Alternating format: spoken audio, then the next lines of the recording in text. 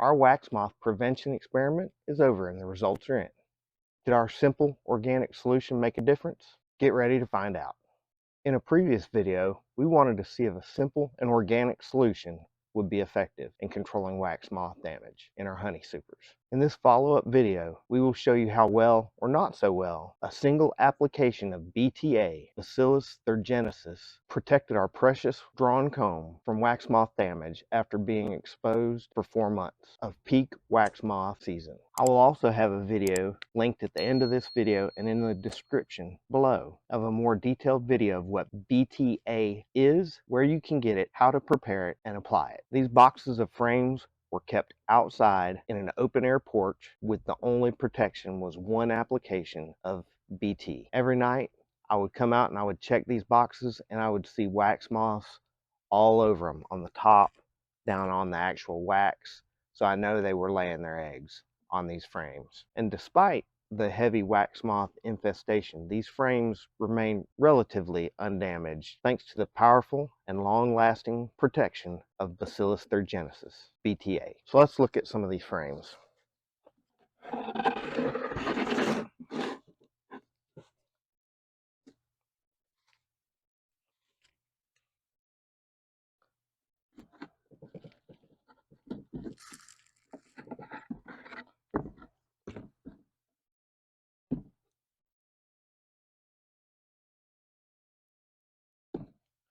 Right here, you can see some of the wax moth tunnel, but they stop relatively shortly. And what this is the wax moth larva eating through and ingesting enough of the BT, and then they die. So they do damage it a little bit before they die, but this, as you can tell, this frame is perfectly usable.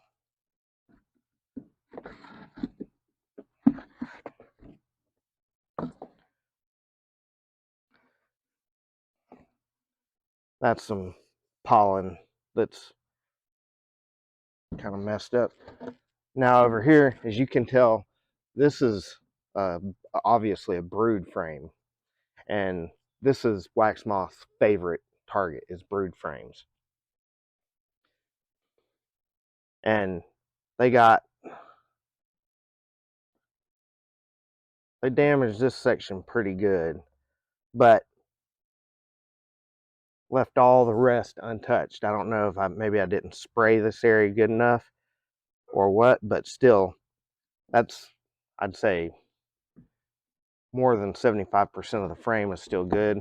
The other side is perfectly manageable.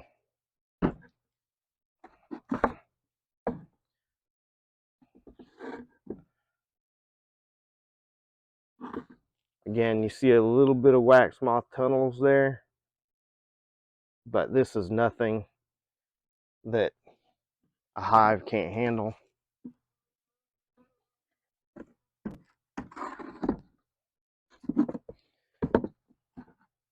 Now keep in mind, this is all brood comb, which is like a perfect target for wax moth. And there's almost no damage done to this comb. This comb is perfectly reusable.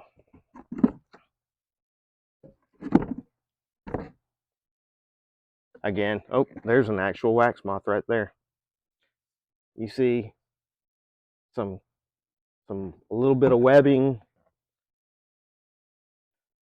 but BT's doing its job, stopping them in their tracks.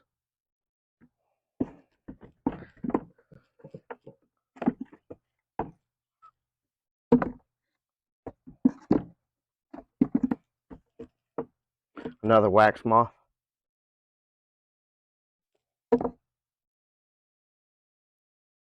Another wax moth. So even though these wax moths are actively on this frame, even as we speak, these frames are still very well protected, as you can see. Almost no damage.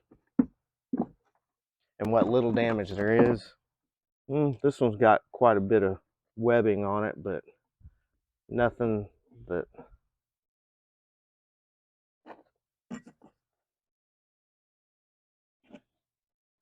again, the bees will easily handle that wax moth actively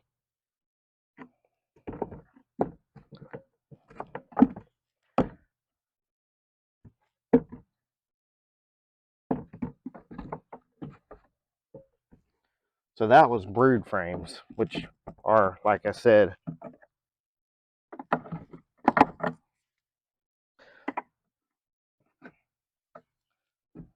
the prime target for wax moth.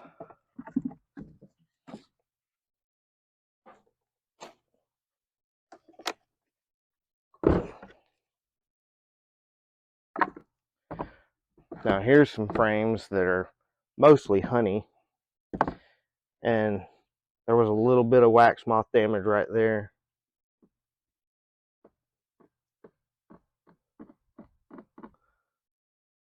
But all the rest completely untouched.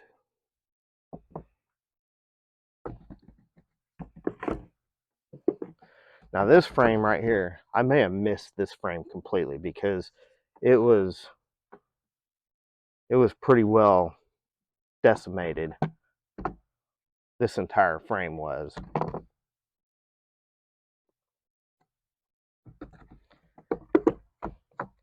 As well as this frame. This frame was completely ruined by wax moth damage. So there's two that I think I may have missed spraying. I'm not positive.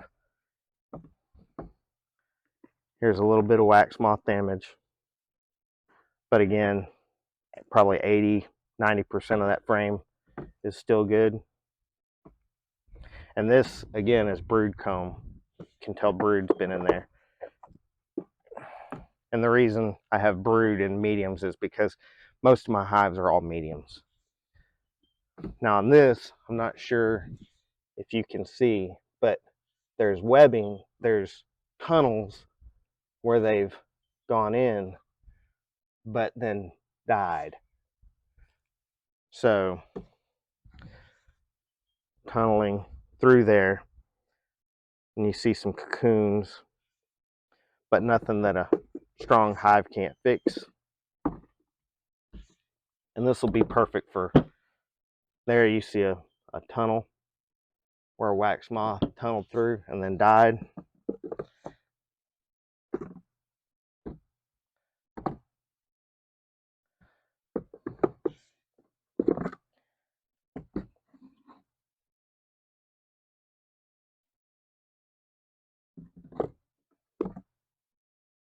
More brood comb, you see a little bit of wax moth webbing right there.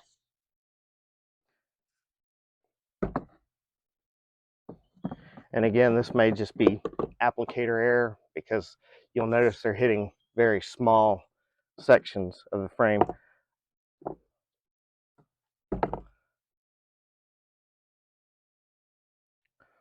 This one got a little, so 3 frames, although I don't know if this was, I think this frame may have melted out in the sun because it looks more melted than destroyed by wax moth. Although there's wax moth right there, but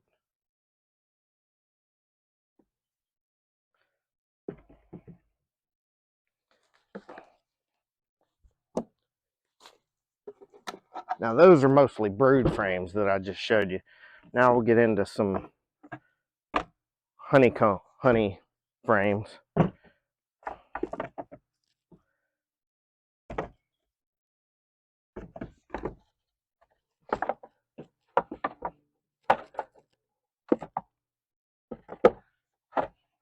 These are barely drawn out. That's why I'm skipping them. Barely drawn out. Now this pristine white comb, the moths, I don't even think you'd need to protect it from them because they're just not interested in it because they don't get any, the larva doesn't get any nutrients from the wax. They get it from eating the cocoons.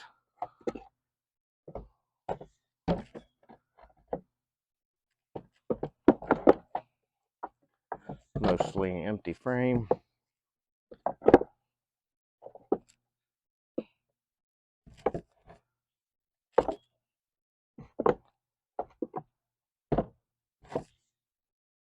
completely drawn out frame. Let's see if they're on a few of these honeycomb frames. You see where there's a minor tunnel here and there.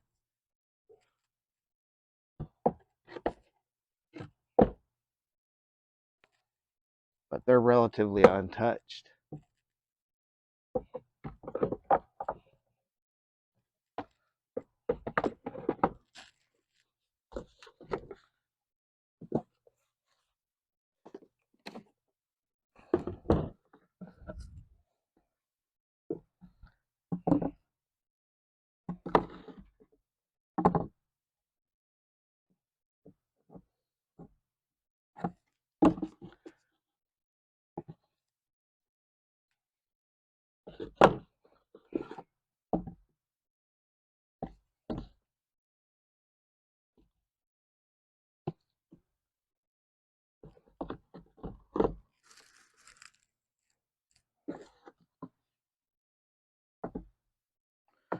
Wax moth right there.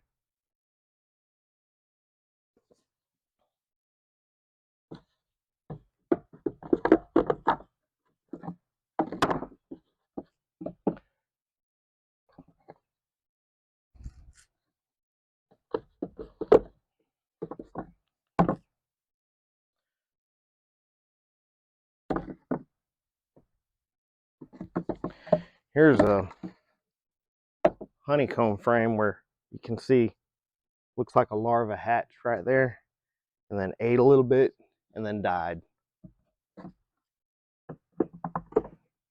A little bit of wax moth webbing, looks like about ½ inch where a wax moth was.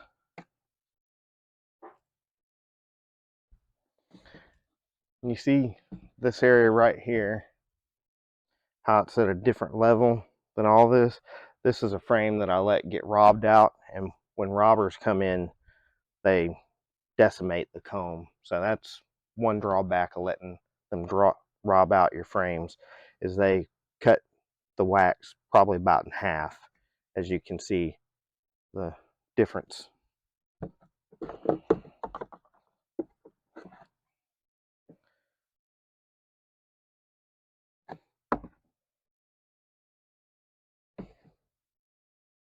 Again, a little bit of brood, but no wax moth damage. Looks like there might have been a little bit of wax moth damage right there. So maybe that didn't get applied thoroughly.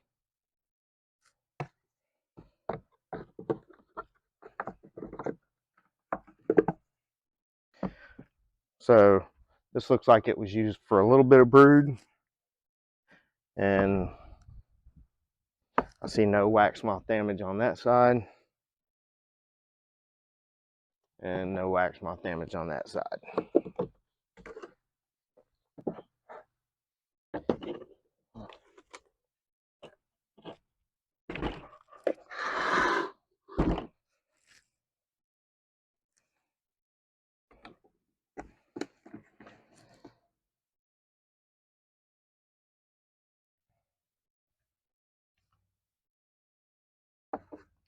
You can see a little bit of webbing there where they tried to get a foothold, but no damage.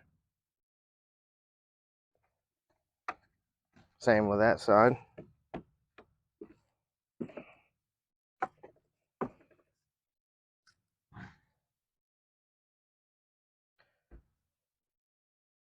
No damage.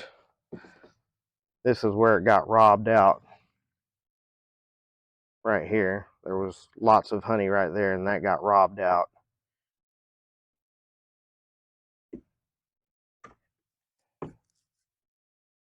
Again, a little bit of robbing, but no wax moth damage.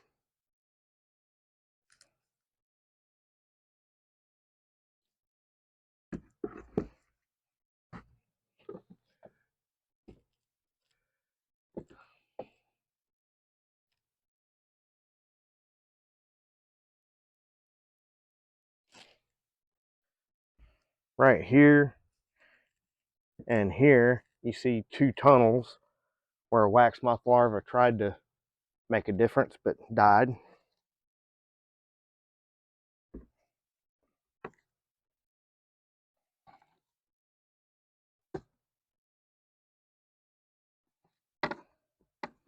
Now this frame, I think this frame had brood comb right here, and I'm not sure if I didn't spray this one or if the BT just wasn't good enough, but it completely decimated where the brood cells were, but then left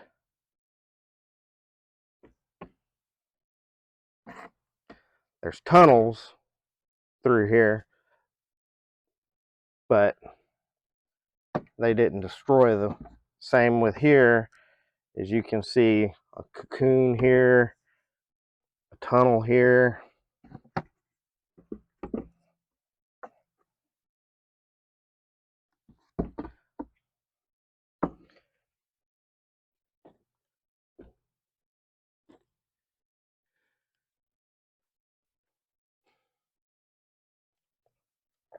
So on this side, you can see quite a few tunnels going through here.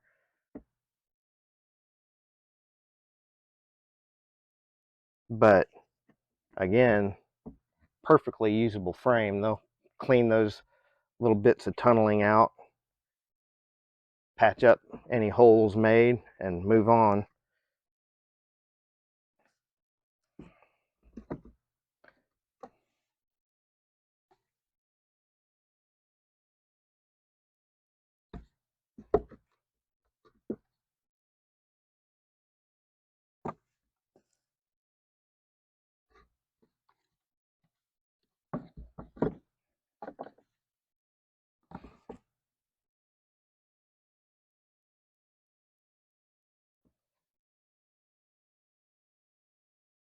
This one looks like it got melted a little bit out in the sun, maybe too long.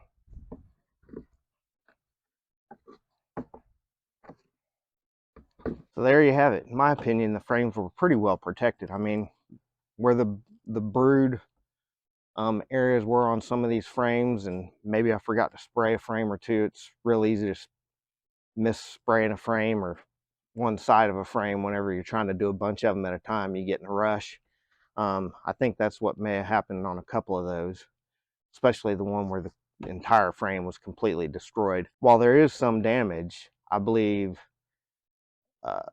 it's a very manageable amount and far easier than trying to use moth crystals and seal the bottom of the stack and seal any cracks and crevices you might have on a stack, and then every 4 to 5 boxes you have to put a plate of crystals and then seal up the top and refresh the crystals.